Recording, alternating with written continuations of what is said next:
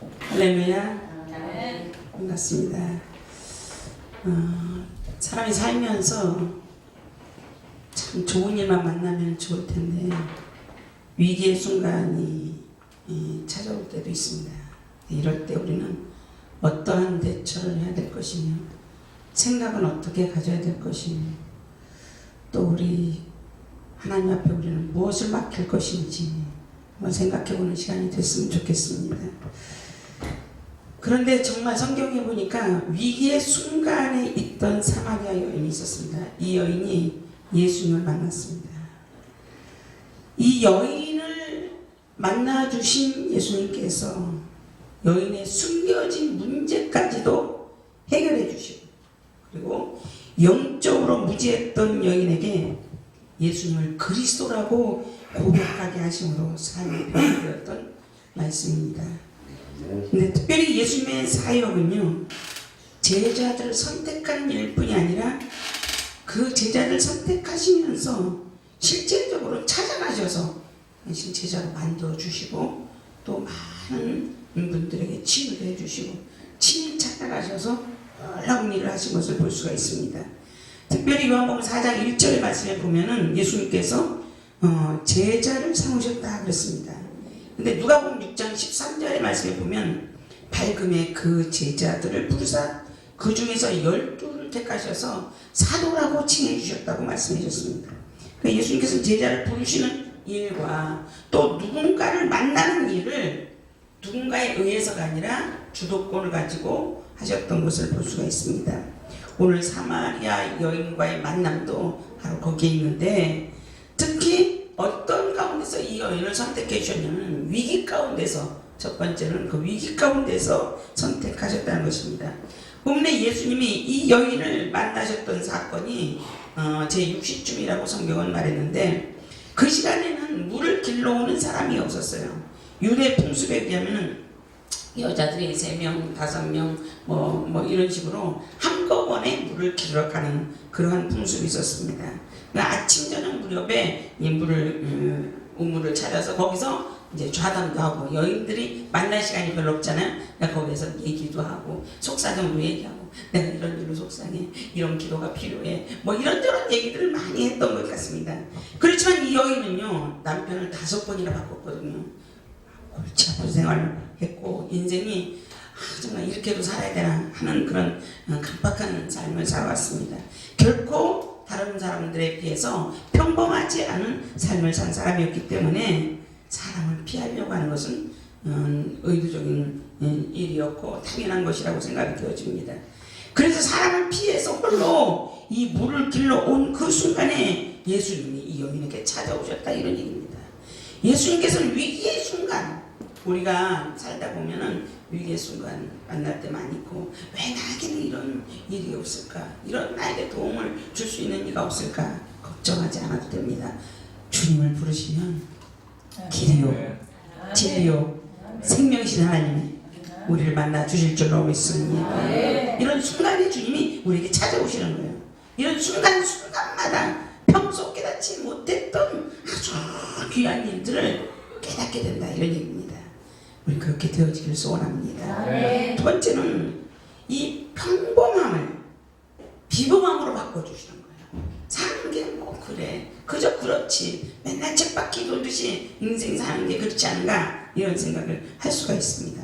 근데 사마리아 여인은요 영적으로는 굉장히 무지했던 사람 같아요. 요한복음 4장 11절 말씀에 보면은 길을 그릇도 없고 이 물은 깊은데 어디서 그 생수를 얻겠습니까? 라고 예수님께 묻습니다.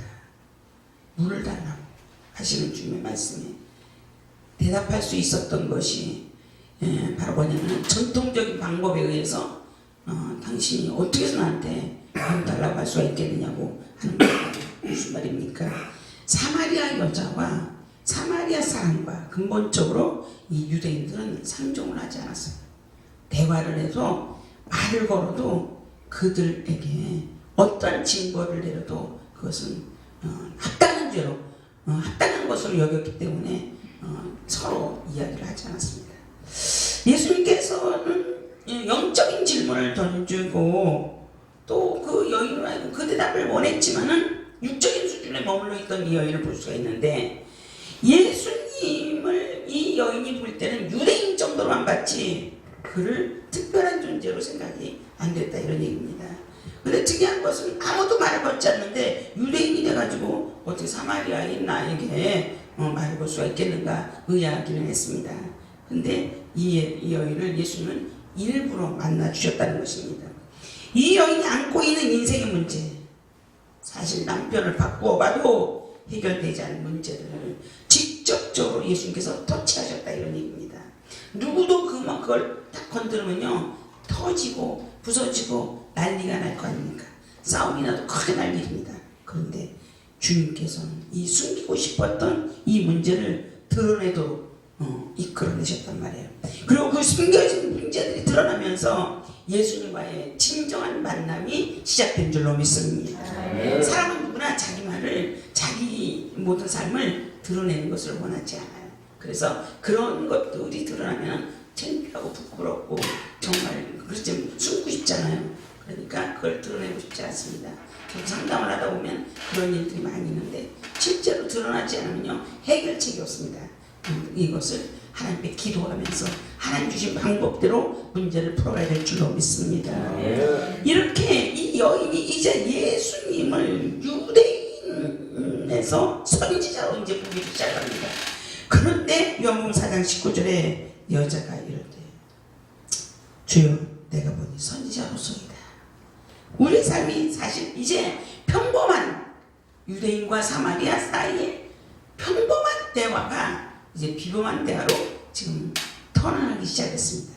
그래서 때로는 유턴도 필요합니다. 할렐루야. 네. 여러분들 이 비범함으로 변화되기 위해서는요 예수님을 단순하게 아는 차원에 그쳐서는 절대로 안 됩니다. 여자가 이르되 메시아 곧 그리스도라 하는 이가 오실 줄을 내가 아노니 그가 오시면 모든 것을 우리에게 알려주시리이다. 예수님께서 뭐라고 했습니까?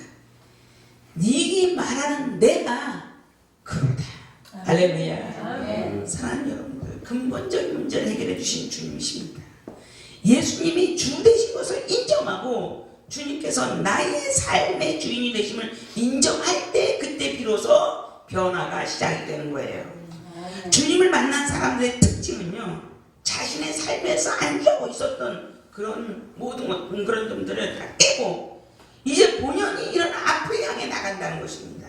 그럼 오늘 예수님께서 만난 이 사마리아 여인은 물동이를 가지고 가야만 지금 식생활을 해결할 수가 있는데 이거를 오히려 내버려 두고 자기 생활에서 가장 중요한 물,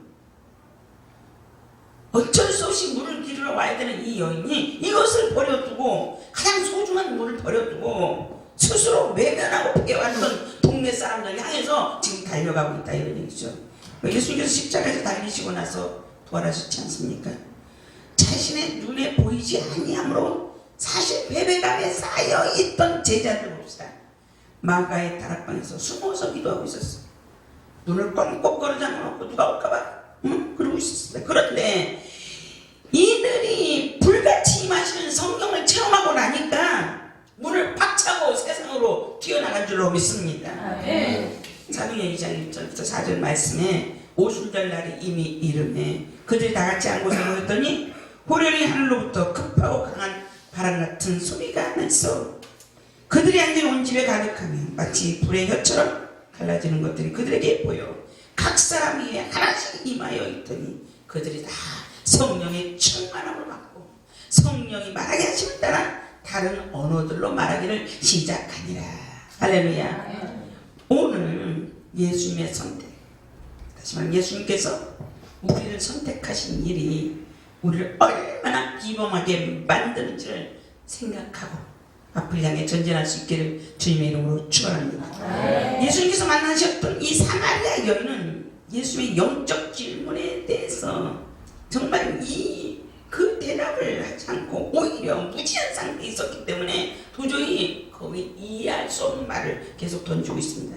그러나 사마리아 여인이 예수님을 그리스도라고 고백하고 인정하면서부터 사람들에게 예수가 그리스도다 라고 확실하게 전할 수 있는 용기가 생긴 것입니다. 여러분들 예수님께서 사마리아 여인에게 찾아오셨던 것처럼 우리에게도 찾아와 주신 줄로 믿습니다. 우리 안에 무엇이 문제인지 확실히 보게 하시고 그 문제를 놓고 주님의 도우심을 구하면서 우리가 정말 기발한 삶, 좀 더 발전적인 삶을 살아갈 수 있기를 주의 이름으로 축원합니다. 사실 어두운 내 눈이 밝혀지면 다 보이지 않습니까? 예수님 만나서 얼마나 부활하신 예수님 만나서 대화를 하는데도 그가 예수인지도 모르고 계속해서 그동안 있었던 얘기에 대해서만 계속 옛날 일만 다 짚고 있어요. 그러나 예수님께서 그들의 눈을 밝혀주십니다. 그럴 때 그리스도를 보게 되는데 주님과 대화 속에서 우리가 주님과의 진정한 만남이 있어지기를 소원합니다. 인생의 위기 가운데서 어디서든지 도움을 받을 수 없는 상황에 처한 사람들 이 세상에 너무 많습니다. 먼저 믿은 우리들은 나가서 이런 자들을 향해서 달려갈 수 있기를 바랍니다. 우리가 그저 예수님을 나 그분 팬이야 팬으로 여기지 말고 종교인으로서 그냥 살아가지 말고 진정한 주님의 제자로 승리하는 삶을 사시기를 주의 이름으로 축원합니다. 아멘.